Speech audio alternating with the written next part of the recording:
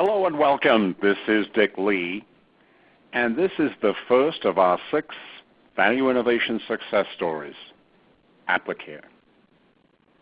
You'll recall value innovation is delivering exceptional value to the most important customer in the value chain all the time, every time. And when we do this on a consistent basis, we drive sustainable, profitable growth. In order to do this, we need a process, the 10-step value innovation process. And here it is. We've seen this before in our prior series introducing the value innovation process, and you'll also find a PDF file in the folder under this section 1 of this particular course, which is Value Innovation Success Stories.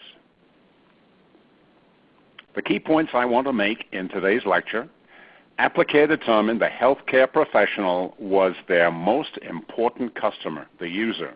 This represented a major change in thinking at the time.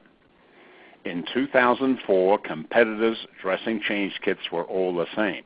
It looked like a commodity business. Aplicare developed a value curve for the healthcare professional. They defined what value they needed to deliver and defined how to deliver the what. So the project we're looking at is transforming a commodity to a breakthrough. And the specific project concerns catheter site dressing change kits. And here you see a catheter site. There's a dressing over the top. And at that time in 2004, there were 6 manufacturers of these products, and they were selling for about $2 a kit into a hospital. Aplicare decided that it was going to develop a similar product so that they could get approval through the FDA using the 510K process, the easiest way to go through this. So you're looking at the kit on the left-hand side and the contents on the right-hand side, and at that time in 2004, all they made were these components: povidone iodine, alcohol, and a skin protectant. They would sell those to the manufacturers of catheter site dressing change kits. They were not in this business at that time. So in 2004, they started this project, develop a breakthrough new product. We're going to develop the next-gen catheter site dressing change kit. This is what the value curve with metrics looked like for the purchasing agent. At that time, it was believed that the purchasing agent was the most important customer in the value chain, and you'll see that cost, or the price of the kit, was the most important element of performance to that purchasing agent. And of course, they always want to see the price go down, so the value delivered was being low. So with these overlapping value curves, the red curve is Aplicare. This is the product that they developed in order to get the 510K approval, was overlapping with all the other manufacturers. And when you see something like that, it is a sure sign you are fighting in a commodity market. So there was a strategic decision made by the president to forward integrate. They, in fact, were going to get into the catheter site dressing change kit business, and they were going to compete with their customers. The president's edict was, the position we take must be profitable, unique, and defensible. We will not introduce a Me Too product. What this did was force an entirely new solution. They brought in value innovations and used value innovation methodology needed to look for new elements of performance. The first major finding for them was the most important customer was the healthcare professional, not purchasing. So how did they come to this conclusion? Here was the value chain they were looking at. As a component manufacturer, they were selling to kit manufacturers. They wanted to become a kit manufacturer. They sold to distributors, and those distributors sold into hospitals and doctors' offices. The chain we're looking at, it just involves hospitals at this point.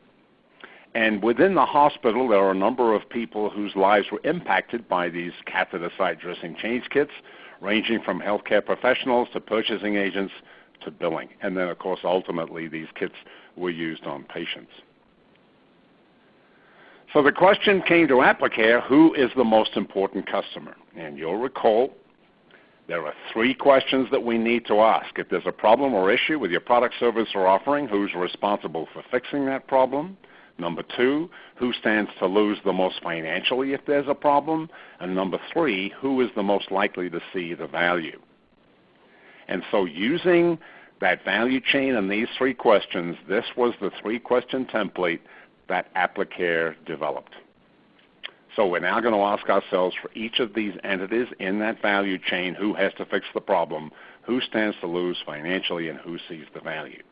Well, the healthcare professional has to fix the problem. If there's a problem with the dressing change, as that dressing change is going on, they have to fix it. Who stands to lose the most financially? If they do a consistently poor job, healthcare professional is probably going to lose their job.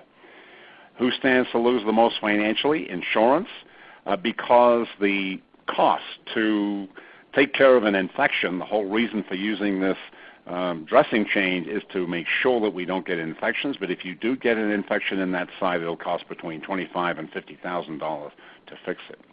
Who sees the value? Absolutely the healthcare professional, insurance, and most likely the patient too. Notice nothing up there in purchasing. So the conclusion that the industry had drawn up to this point for about 25 years was that purchasing was the most important customer in the value chain. Wrong. It's the healthcare professional. And that healthcare professional doesn't buy the product, doesn't sell the product, they use the product. So going back then to our value chain, most important customer, the healthcare professional. In step 4 of the value innovation process, Aplicare went out to interview healthcare professionals, and they came up with a list of problems that they had that Aplicare was not aware of. Number 1, there's no place to dispose of the old dressing by the patient. So I have to, in fact, go to a biohazard bag. I leave the patient. That is a violation of the procedure, the protocol that I have to follow in the hospital. I have to leave the patient to go wash my hands, another violation of the procedure. It's difficult to open the towel and establish a sterile field with the gloves on. Number 4, the antiseptics can be used in the wrong order. Which is it? Is it povidone iodine, then alcohol, or is it alcohol and then povidone iodine? And the 5th, the towel can slip and components fall off the sterile field, in which case I now have to go get another kit.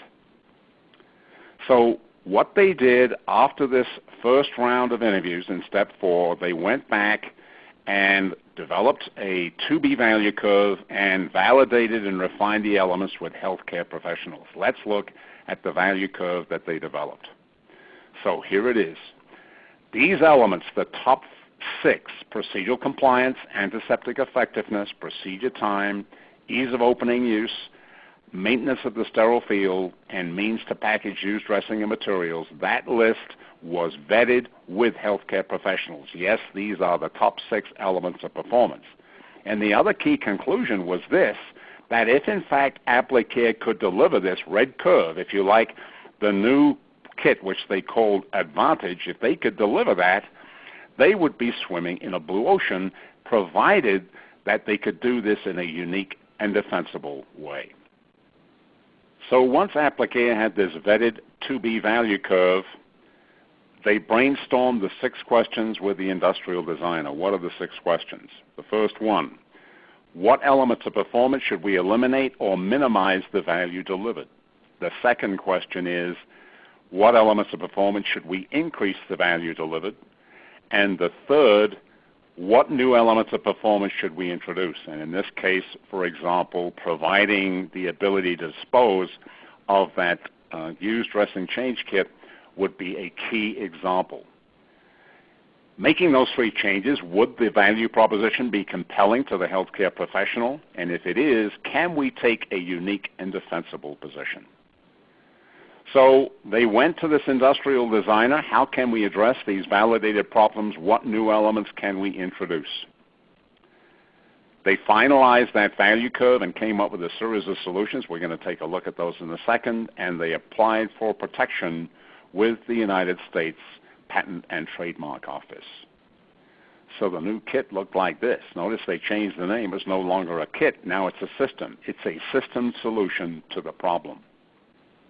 So what did this system look like? Well, under procedural compliance, remember that was the most important element of performance, they included 2 packs of ethyl alcohol gel packs so that would afford hand sanitizing at the patient's bedside so that they would not have to violate the procedure.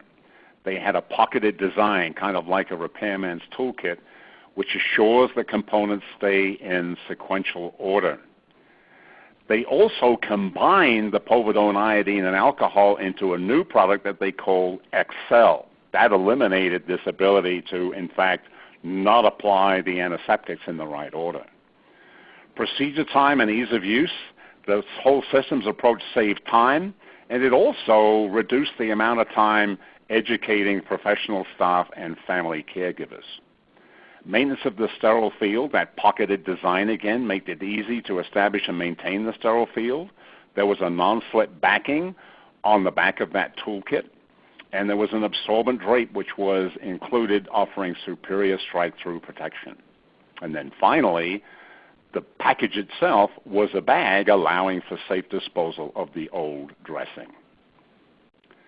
So that new product, the Aplicare Advantage system, was introduced in 2007. The most important customers, healthcare professionals, loved the new product. When they saw it at shows, their reaction when they opened it up was, wow.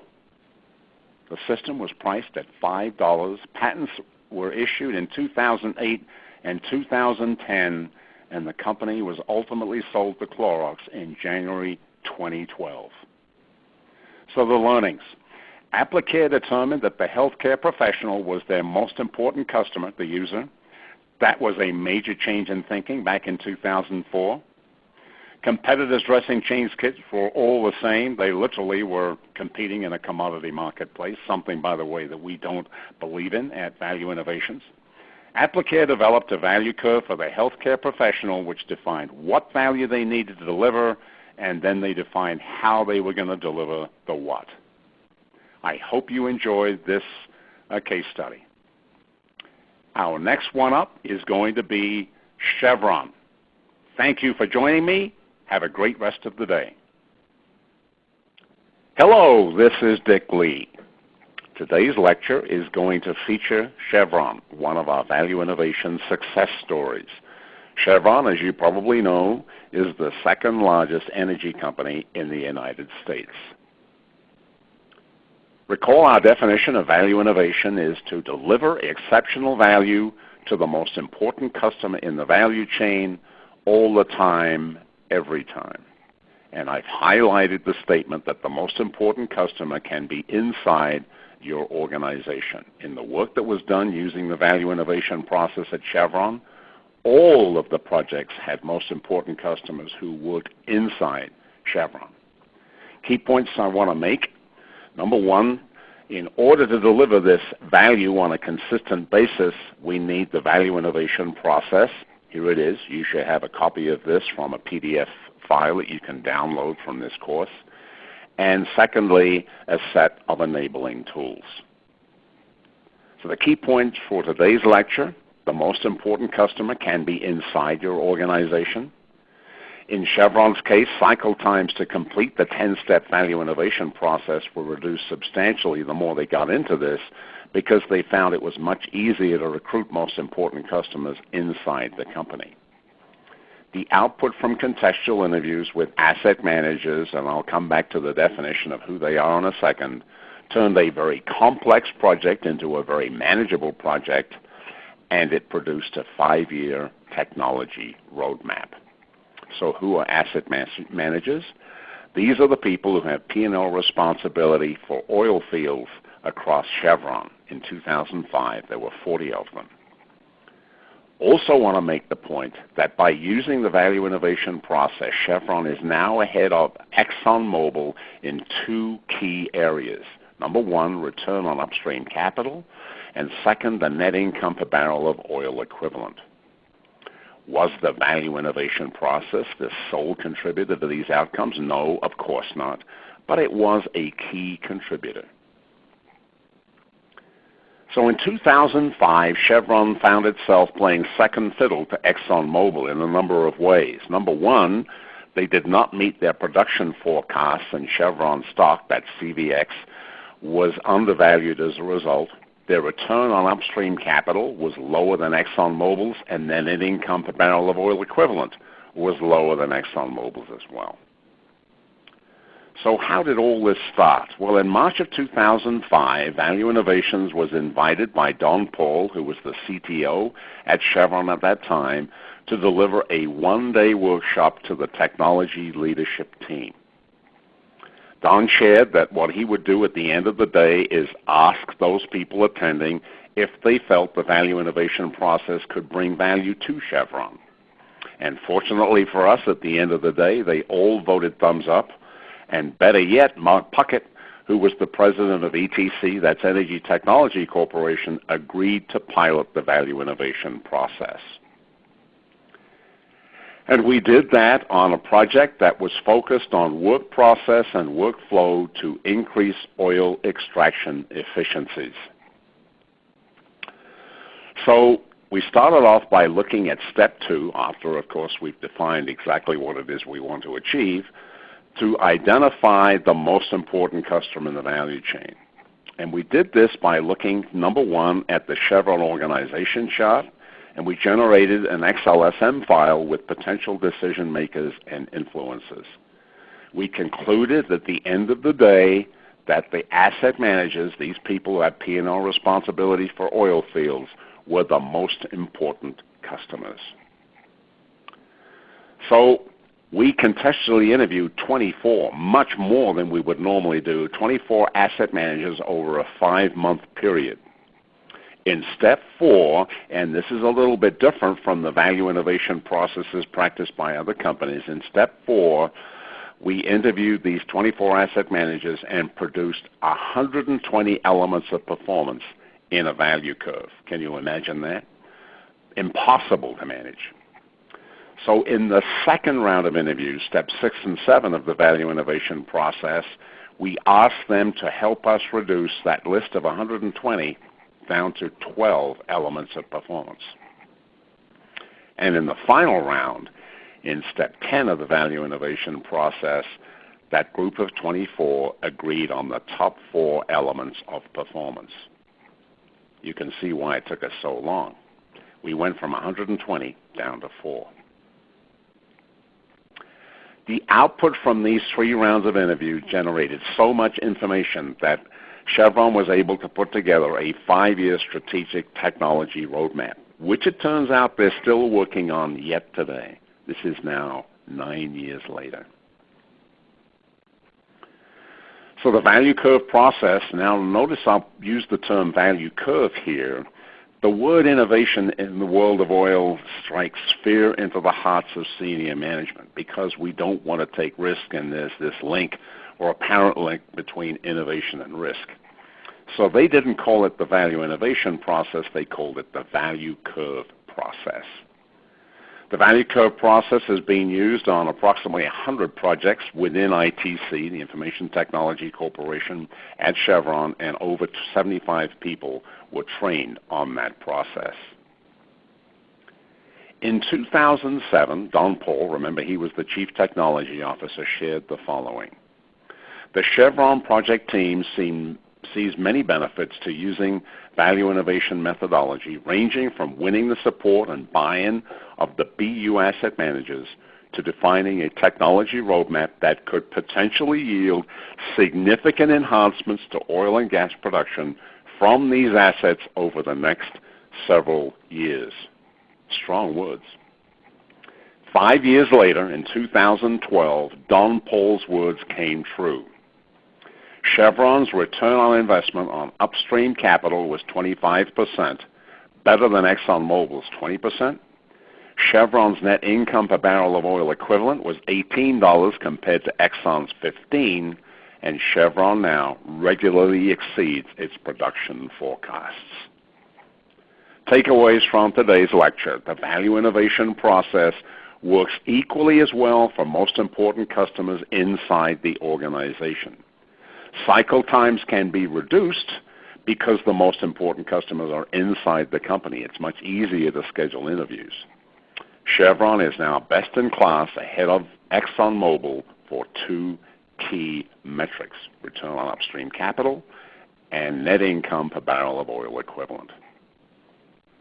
I hope you've enjoyed today's case study. On Chevron, it's a very, very interesting story. Our next one up is going to be Compassion International, a not-for-profit, and their first new product that they ever introduced, Water of Life. Thank you. Have a great rest of the day. Hello, this is Dick Lee. Welcome to our third Value Innovation Process success story. It's a wonderful one, Compassion International's Water of Life. You'll recall the definition of value innovation is delivering exceptional value to the most important customer in the value chain all the time, every time. And in order to do that, we need a process. And here is the 10-step value innovation process, and hopefully you're becoming familiar with this now. Key points I want to make in today's lecture are, number one, Compassion International has two value chains and therefore two most important customers. And as a result, there are two value curves, and they must work in harmony. Let's see what they did and the results they achieved. First, a little bit of background on Compassion International. They're headquartered in Colorado Springs, Colorado. They're a $500 million not-for-profit. They serve 1.3 million children in third-world countries, countries like India, Rwanda, Haiti. And they introduced their first new product ever in 2011. Their focus was on water, and primarily for the facts that you see on this slide. 2.4 billion people lack adequate access to sanitation. 1.1 billion people are without access to potable water. And the combined result of this is there are 1.6 million deaths per year attributable to diarrheal disease resulting from dirty water and poor sanitation. Let's take a quick look at Compassion's value chain. Sponsors on the donor side could be individuals, groups, or churches. They're inputting resources into Compassion primarily in the form of money. And then Compassion will take that and deliver services to children in the developing world, the beneficiaries. So we have two most important customers, the sponsors and beneficiaries, and two value curves. Compassion went out and surveyed sponsors. 38% of high potential sponsors were extremely or very interested in financially supporting a product that provides a family access to clean water in a one-time donation. So this is fundamentally different from the NGOs and engineering companies that are going into villages and putting in filtration systems for the whole village. What Compassion International wanted to do was to provide a lifetime solution to a family, not a village. So let's look at the sponsor's value curve. So here we have three curves. There's one, that's the red curve for can or bottled water, the green curve, which is the village water treatment system, and then the blue curve, which is Compassion's Water of Life. And the top elements of performance, perceived value delivered to the child, looking at the top left there, perceived value delivered to mankind, personal satisfaction, validation of the value delivered, and that's typically certification by the World Health Organization, and then donation price and donation frequency and so on.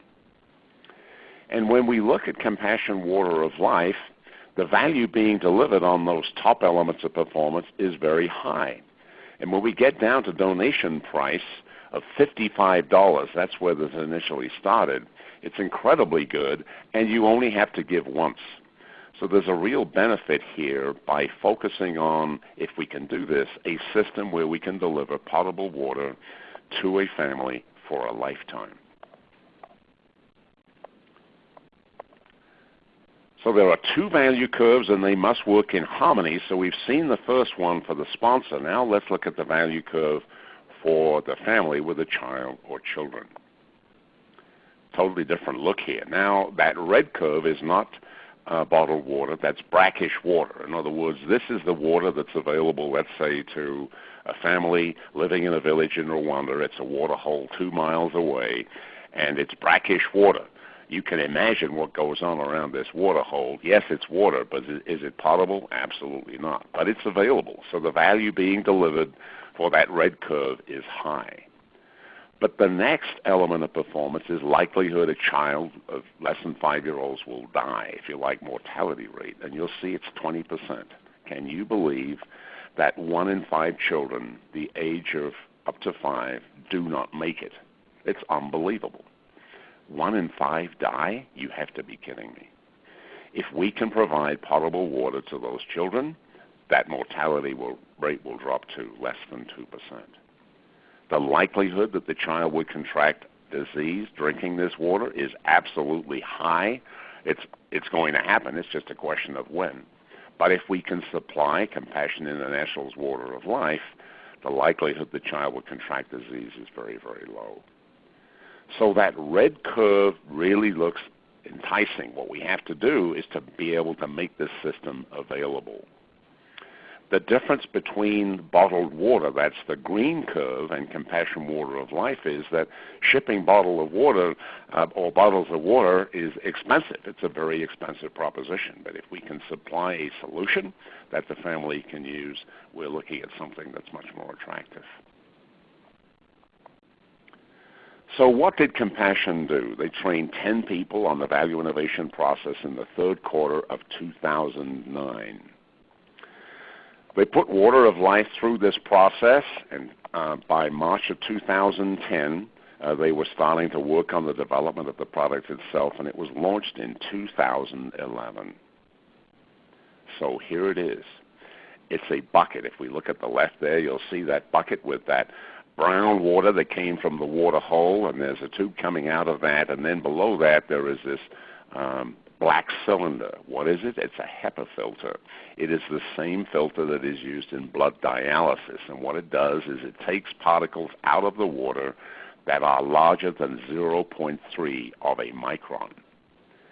So when you deliver the water through that filter, you can see that young man on the right-hand side taking a glass of water, literally transforming that brackish water into potable water.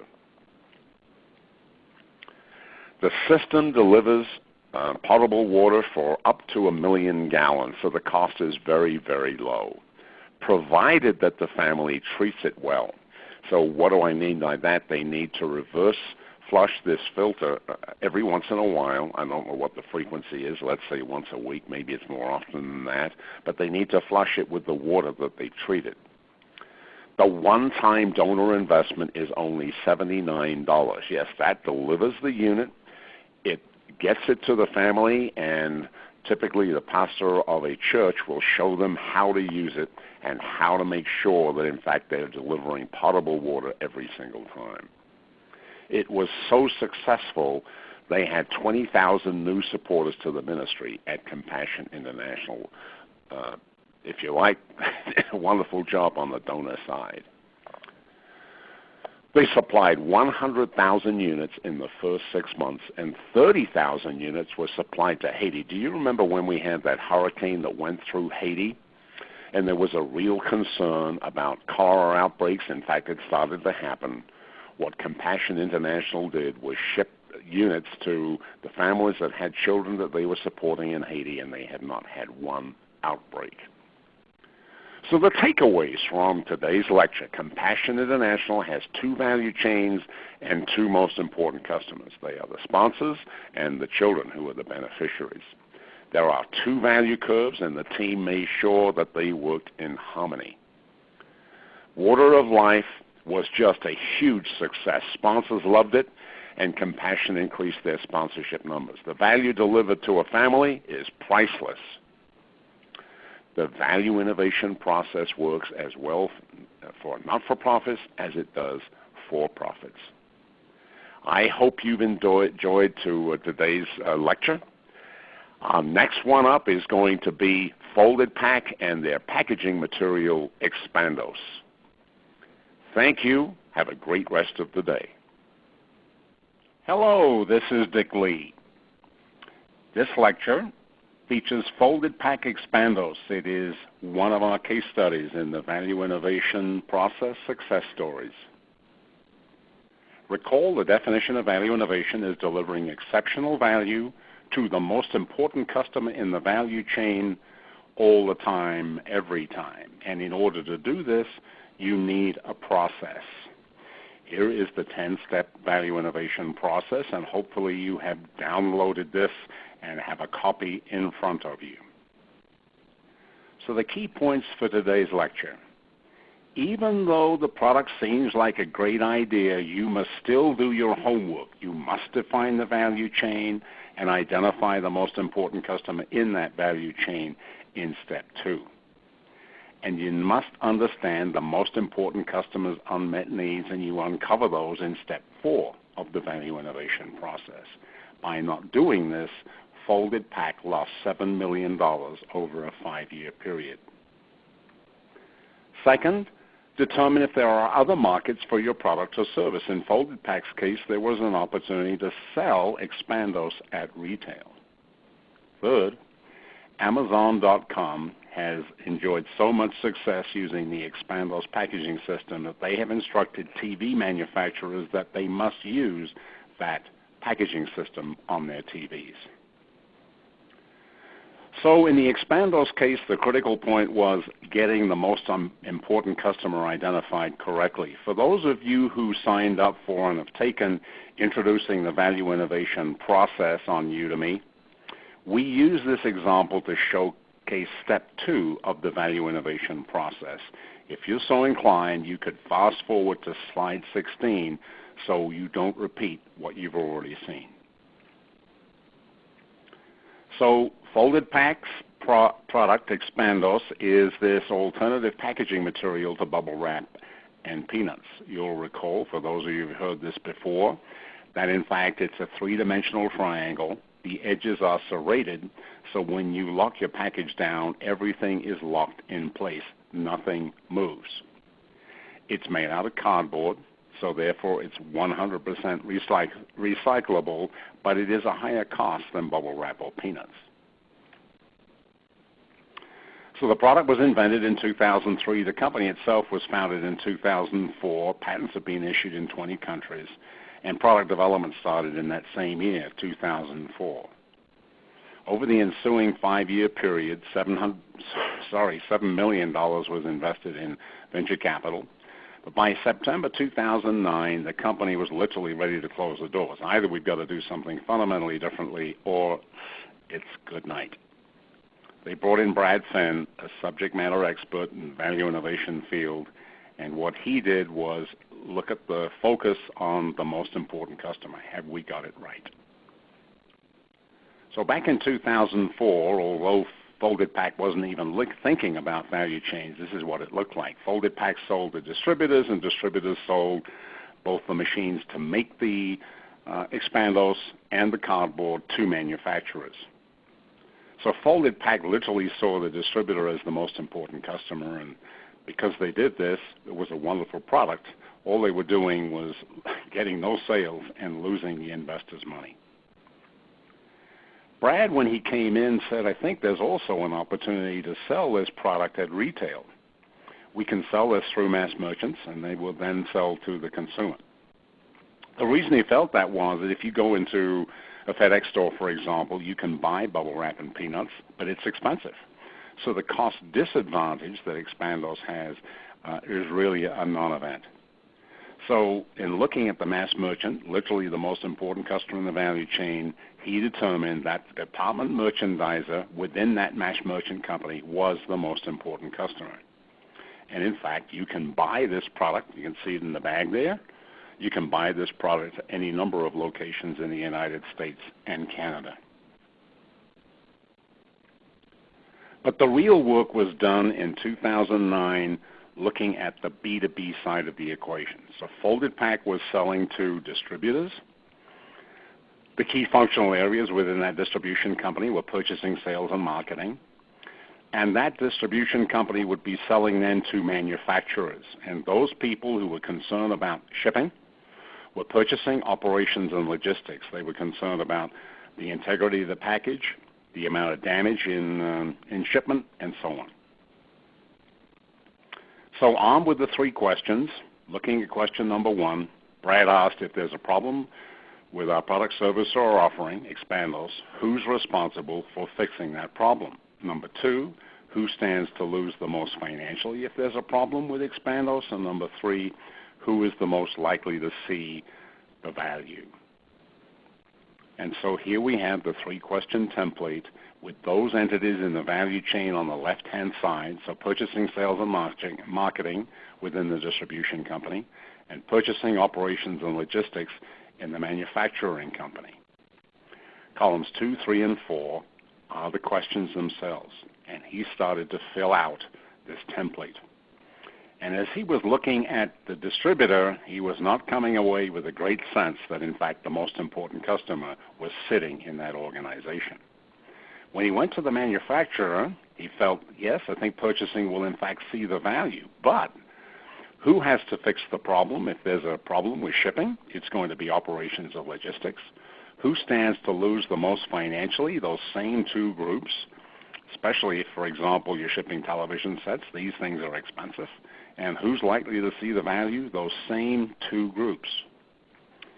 So he concluded that the most important customer was the manufacturer, and that within manufacturing it was either operations and or logistics. So here we have it. The most important customer was the manufacturer of high value-added fragile products, companies like Coors-Tech, HP, Amazon, Siemens. And within those companies, the most important customer was operations or logistics. So now let's take a look at the value curve for Expandos, where the most important customer is operations or logistics, and we'll see the top 4 elements of performance listed in order of importance are damage and delivery, total cost, ease of use, and product cost. And we have 3 curves. The red curve is for the original Expandos product, Expandos as is, Peanuts, the green curve, and then Expandos to be, the new and improved Expandos, thicker cardboard. And you'll see damage and delivery is the single most important element of performance to operations and logistics. And Expandos to be outperforms Peanuts. In fact, that blue curve, when you look at those top 4 elements of performance, is pretty impressive. If, in fact, you can deliver that to be value curve, we should surely be swimming in a blue ocean. So by reducing the damage in delivery, Amazon, we'll take a look at Amazon in a second, could potentially switch from less than a truckload shipping mode to UPS. So back in 2012, I think it was the second quarter of 2012, Amazon was looking at what it was costing them to ship television sets from their 10 distribution centers in the United States. They were doing it via less than a truckload, so literally it was a television set sitting on a pallet.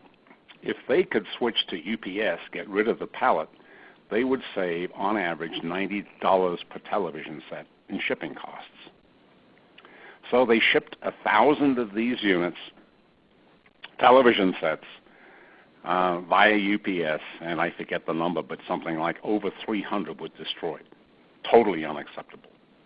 So Amazon came to Folded Pack and said, can we devise a packaging system with you using Expandos where, in fact, we will be able to switch to UPS and save this $90.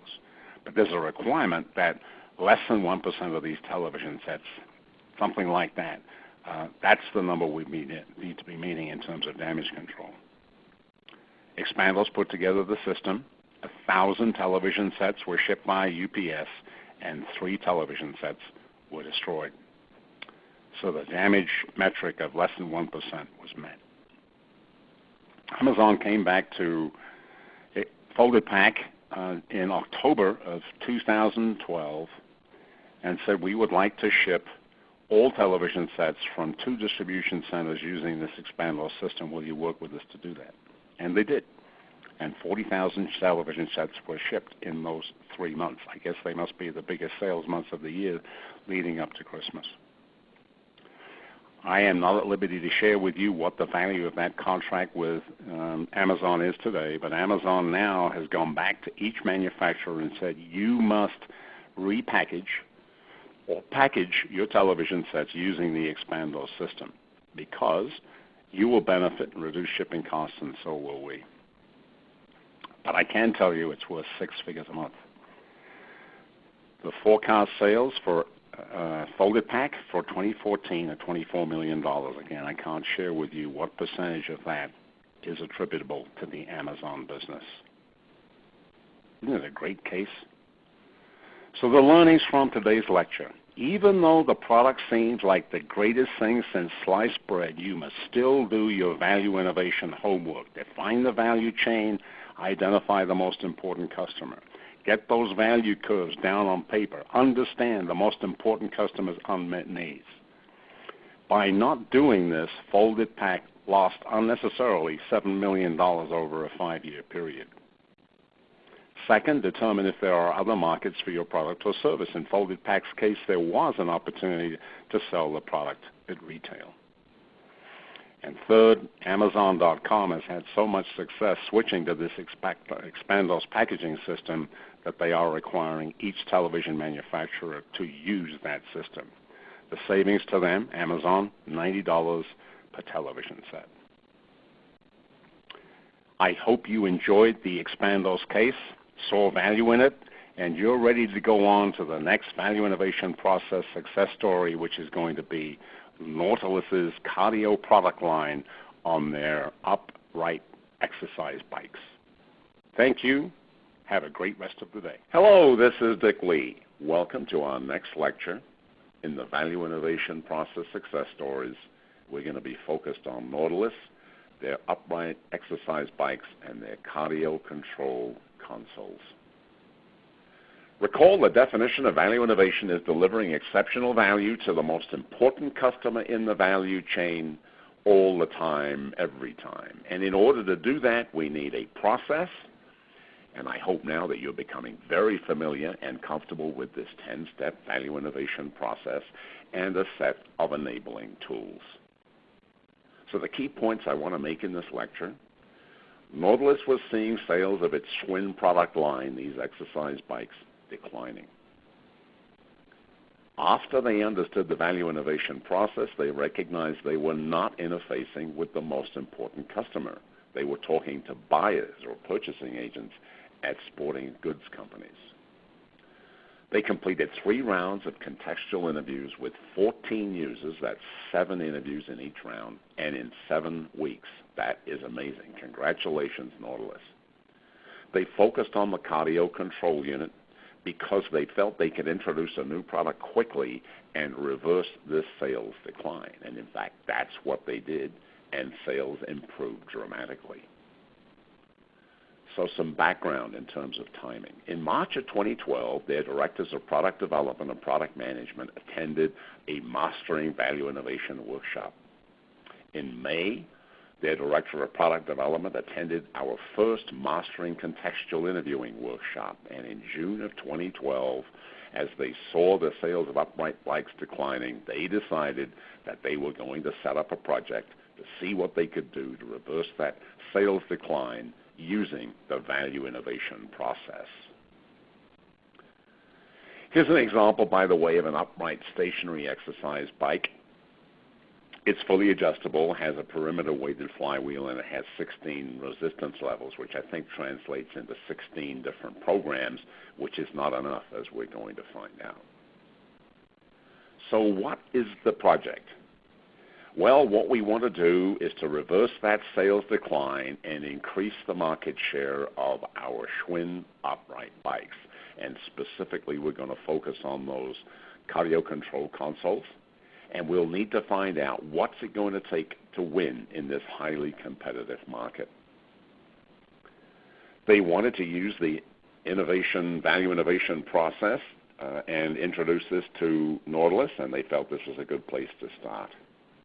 And their goal was to uncover the customer insights that could be leveraged into or onto other products. The deliverables: they wanted a 2B value curve. This would come out of step 5 of the value innovation process from the perspective of the most important customer.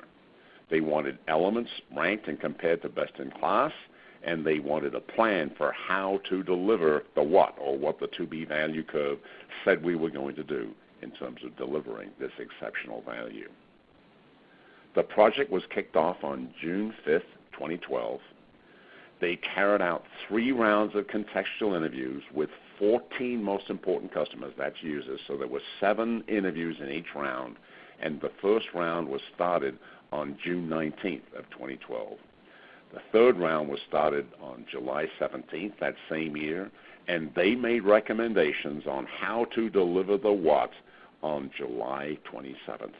They completed that whole process in 7 weeks. That's terrific.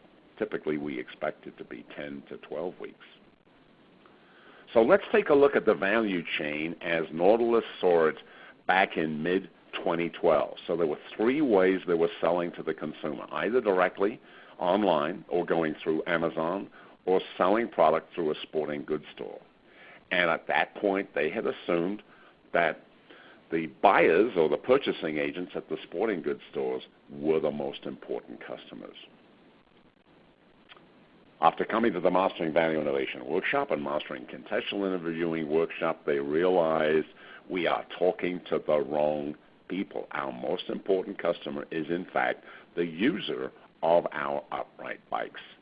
And not any user. These are the people who are dead serious about working out at home, and they ride those bikes 3, 4, 5 times a week.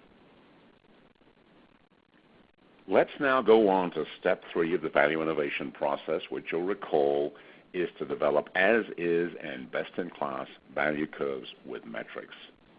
And for the as-is case, this is what the cardio control console looked like in mid-2012. And here now is the as-is value curve. That's the red curve for that unit. And you'll see the elements of performance on the left there. Single most important to the user is exercise programs, then iPod, speakers, connectivity, fan, console looks, screen size, and so on.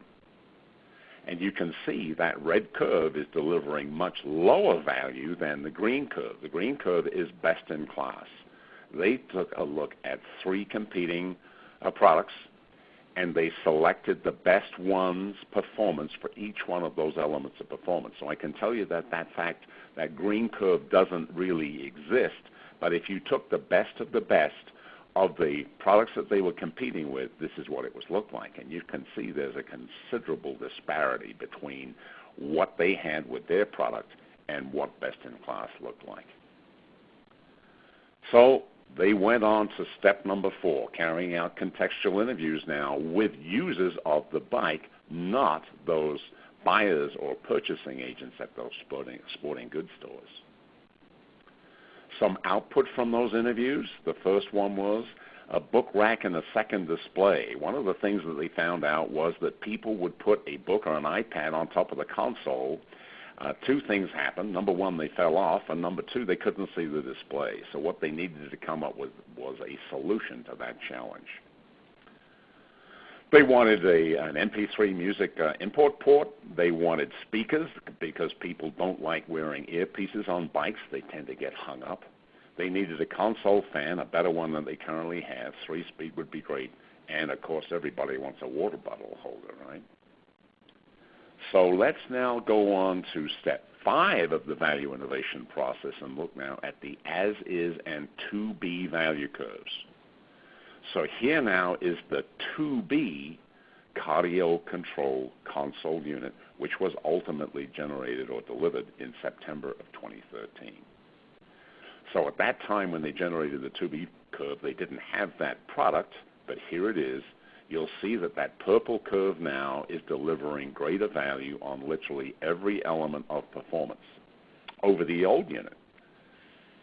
And if, in fact, they could deliver this, the chances would be good that they could reverse that sales decline and start increasing that market share.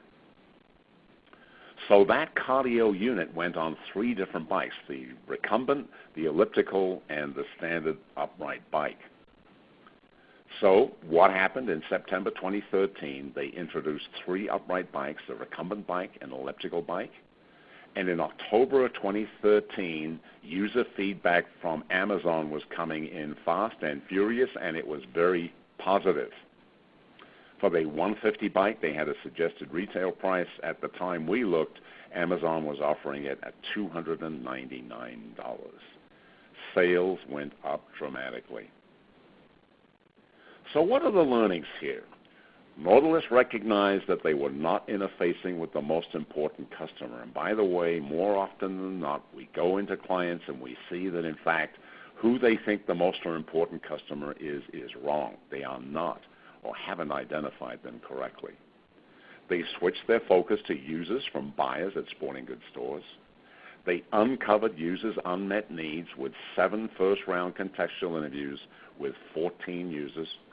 They focused specifically on the cardio control unit, and they introduced a new set of products on their 3 offerings in September 13th. And their sales, they are selling like hot cakes. Congratulations, Nautilus. So we've come to the end of the Nautilus case study. I hope you enjoyed it and saw value in it. Our next and final value innovation process success story is going to be NovaMin. And then, as a result of GlaxoSmithKline's purchasing of NovaMin, the new Sensodyne Repair and Protect toothpaste. Thank you, and have a great rest of the day. Hello, this is Dick Lee. Welcome to our last value innovation process success story. Originally a company called NovaMin that was purchased by GlaxoSmithKline, and the resulting product, Sensodyne Repair and Protect toothpaste. You'll recall the definition of value innovation is delivering exceptional value to the most important customer in the value chain all the time, every time. And in order to do this, you need a process, and I hope you're becoming familiar with this now. Here is the 10-step value innovation process. A little bit of background on NovaMin. It was spun out from U.S. Biomaterials in 2004. NovaMin is a bioglass. It reacts with the saliva in the mouth and lays down a dentin-like layer on teeth, reducing tooth sensitivity. They introduced a product called Auravide, which had a 5% loading of NovaMin, but it's no longer available today. Let's see the story as it unfolds here. So let's look at the key points of today's lecture. First, NovaMin didn't expect to be able to compete with the fast-moving consumer packaged goods companies in the toothpaste market. It would be very difficult to take on Unilever and Colgate-Palmolive and Procter & Gamble and expect to win. But what they had to do was to be able to convince one or more of those companies that, in fact, there was value in their product. So their most important customers were probably going to shift with time, starting originally with R&D in that fast-moving consumer packaged goods company, and then shifting to brand management, and then if they got to this point, concern about how the product would be sold at the mass merchant, and the most important customer there probably being the department merchandiser. So most important customers were going to shift with time. GlaxoSmithKline recognized that they had to win the zeroth moment of truth. That was key. They also had to win the second moment of truth, but we'll get to that in a few minutes. So here is NovaMin, and to the right there, the picture of the Sensodyne toothpaste. And the key question, how can we play in the fast-moving consumer packaged goods business and make money for our investors? The company received its first round of funding in April 2004 in the amount $10 million. As I said earlier, they introduced Auravide toothpaste 1 year later in 2005, and they worked with us that same year to figure out what is it we can do to play in this market and win by selling the company and making money for our investors. They received a second round of funding in 2008 in the amount $2.5 million. In December 2009, GlaxoSmithKline purchased NovaMin for $135 million. So the investors made 10x on their investment. Incredible. GlaxoSmithKline introduced Sensodyne Repair and Protect toothpaste in the United Kingdom in May of 2010. It was priced at £4 for a 75 ml tube. That is very expensive. 3 years later, it was introduced in the United States, the first quarter of 2013. So let's look now at the challenge for GlaxoSmithKline with this new product, Repair and Protect. The world had not seen it before. They had to win the zeroth moment of truth, the ZMOT, and the second moment of truth, the SMOT, with Miss Consumer. What is the ZMOT? Well, this is for a new-to-the-world product. So Miss Consumer hasn't seen it before. We have to convince her that she should purchase it. The SMOT, Miss Consumer takes the product back home, uses it, and is very excited by its performance. If we can get her to buy it and she's excited by the performance, we, in fact, will take share from our competition with this new toothpaste.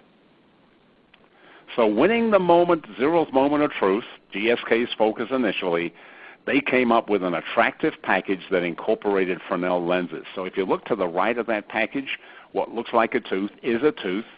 It's 1 inch in diameter, and when you put a Fresnel lens on top of it, it makes it look three-dimensional. When you have an array of these packages at eye level in the supermarket, and you're walking down that aisle, you think those teeth are looking at you, and your natural reaction is to pick up the package and take a look. And if we could get Miss Consumer, in fact, now to put the package in the basket, we've gone a long way to winning that zeroth moment of truth. We're also building on the strength of the Sensodyne brand name. Sensodyne is a brand name that's well recognized in the UK. We're also building on the GSK's reputation for reducing tooth sensitivity. And by naming it Repair and Protect, we're reinforcing those latter 2 points. Let's take a look at the zeroth moment of truth value curve for Miss Consumer. You'll see the top 4 elements of performance on the left-hand side there are packaging graphics, packaging feel, brand recognition, and price. If we look to the right, we'll see the blue curve, that's for Repair and Protect toothpaste, the value being delivered on those first 2 elements, packaging graphics and packaging feel, much higher than that delivered by Colgate-Palmolive Total, that's the green curve, and Procter & Gamble's Crest, that's the red curve. So we've got a situation where we're winning the zeroth moment of truth with the packaging, despite the fact that the price of the product, Repair and Protect, is £4 a tube. You can see the 4 there to the left-hand side of that blue point there, is much higher than the £1.50 that Procter & Gamble is charging for Crest. So the value being delivered on price is much lower, but the packaging is winning the ball game for us. About performance, she doesn't know anything about it. Right now, it's just perception-based. She's going to buy this product on the assumption that, in fact, based on brand recognition, the Sensodyne brand, and the fact that they're recognized for reducing tooth sensitivity in the market, she's going to assume, I think it's going to perform okay. Now we go on to winning the second moment of truth. Miss Consumer has purchased the product. She's going to take it home. But now it's going to be a question of how does she react to the performance of the product and our other family members. The packaging now is no longer playing a role. So let's take a look now at the value curve for the second moment of truth. So we'll see the top 5 elements of performance are all related to tooth sensitivity, gum health, cavity control, brightness, and taste, the things you expect a toothpaste to be able to do for you. And on those top 3 elements of performance, the blue curve, again, Repair and Protect, is delivering higher value on performance, tooth sensitivity, performance, gum health, and perceived performance on cavity control than Procter & Gamble's Crest and Colgate-Palmolive's Total. So here it's all about performance in the second moment of truth, and those packaging graphics and packaging feel now are way down the bottom in terms of importance to Miss Consumer. Packaging no longer has an impact on winning that second moment of truth. The results. Sensodyne Repair and Protect is the fastest selling new toothpaste in the world today. It's the first toothpaste with sodium fluoride and NovaMin, and the package, which had Fresnel lenses on it in the United Kingdom, they've now been dropped. But would you believe, in the first quarter of 2013, those Fresnel lenses were on the package in the United States. we were going well down the road to winning that first moment of truth with Miss Consumer in the U.S. So the takeaways for today's lecture. NovaMin didn't expect to be able to compete with the fast-moving consumer packaged goods companies in the toothpaste market, but they felt there was a way that, in fact, they could bring this to the attention of the big players and that one or more of them would license it or one of them would purchase them. GlaxoSmithKline recognized that they had to win the zeroth moment and the second moment of truth. They also recognized that the value curves for the zeroth moment of truth and the second moment of truth were entirely different. They won the zeroth moment of truth with packaging and advertising, and they won the second moment of truth with product performance. I hope you enjoyed the NovaMin story. Isn't it exciting? So we've now shared 6 cases with you. Aplicare, a medical products company, Chevron, Fortune 10 Energy Company, Compassion International, a not-for-profit with their product Water of Life, Folded Pack, a startup company with their packaging material Expandos, Nautilus, an exercise equipment company, and then lastly NovaMin. Each has used the value innovation process and delivered exceptional value to their most important customers. I hope you've enjoyed this series. So we've completed our 6 value innovation process success stories, and we are now going to move to our last lecture, which is wrap up and next steps. I hope you enjoyed today's session. Thank you, and have a great rest of the day. Hello and welcome. My name is Dick Lee, and I am your course leader on Value Innovation Process Success Stories. I've been the VP General Manager of 2 divisions of Fortune 500 companies, and I've led R&D organizations. I've delivered keynotes on value innovation on 3 continents, and I'm co-author of the book, Value Innovation Works. What is value innovation? It is delivering exceptional value to the most important customer in the value chain all the time, every time. And that value can be delivered in many ways: business model, new packaging, new delivery, new service, new product, new technology. But in order to do this on a consistent basis, you need a process. And here is the 10-step value innovation process. And by attending this course, you will learn far more about this and start to become a real subject matter expert. We have delivered 90 workshops on the subject of value innovation in 10 countries on 3 continents. We have seen many, many success stories, and we want to help you become one too. So there are 6 success stories that we cover in this course. The first is Aplicare and catheter site dressing change kits. We help them transform a commodity to a breakthrough. The second company, second largest energy company in the United States, Chevron, did not meet production forecasts in 2005. The return on upstream capital was lower, and their net income per barrel of oil equivalent was lower than ExxonMobil's. Let's see what happened. Compassion International's Water of Life. Compassion is a not-for-profit. They sold 100,000. Sell is the wrong term. Donors put in $79 to buy one of these. 100,000 of them was shipped in the first 6 months. It's just an incredible story. Folded Pack and their product Expandos. It's a cardboard packaging material that's a substitute for bubble wrap and peanuts. It's just an amazing story, too. Nautilus and their upright bikes. They're in the exercise equipment business. And in 13 months, they literally transformed a situation where sales were declining to the point that these units were selling like hot cakes. And then lastly, the NovaMin story. NovaMin, a small company in Alachua, Florida, was ultimately acquired by GlaxoSmithKline, and Sensodyne Repair and Protect, which they sell today, is the fastest selling toothpaste in the world. Who can benefit from attending this course? Well, small business owners, and I'll define small business here as less than 10 employees.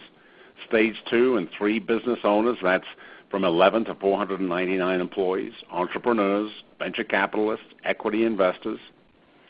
And then in medium to large-sized companies, managers, directors, VPs, and C-level execs in product management, product development, marketing, new business development, R&D, and innovation. We have a recommendation for those of you who are not familiar with this world of value innovation, that before you take this course, you sign up for the other one, which is introducing the value innovation process. Do that before you take this one. Thank you. Have a great rest of the day. We look forward to you signing up. Goodbye. Hello, this is Dick Lee. Welcome to Value Innovation Process Success Stories. We're going to wrap this up, solicit your feedback, and talk about potential next steps for you. So we've shared 6 success stories: Aplicare in the medical products industry, Chevron, second largest energy company in the United States, Compassion International and their wonderful product Water of Life, a not-for-profit, Folded Pack and their product Expandos, which is just dynamite and doing a fantastic job in the packaging business, Nautilus, a stage 3 company and their wonderful exercise bikes, and then finally NovaMin, that was acquired by GlaxoSmithKline, and the resulting product, Sensodyne Repair and Protect, the world's fastest selling toothpaste today. Each of them have used the value innovation process and delivered exceptional value to their most important customers. And probably something you've noticed is that every one is different. You need to be very careful about how you use this process. So for wrap-up, follow the value innovation process. Don't accept shortcuts. Just go through the discipline of what the value innovation process requires you to do. The first 5 steps will get you off to a tremendous start. Define the project. Develop the value chain or web and identify the most important customer. Develop the as-is and best-in-class value curve with metrics for the most important customer in Step 3. Step 4, conduct the first round of contextual interviews and be prepared to revise the project objectives or cancel the project as a result of what you find out. And then define the to-be value curve with metrics in Step 5. Thank you for attending this course. We really appreciate you having you on board. We hope we have delivered value to you. That was our goal. Thank you again. Have a great rest of the day.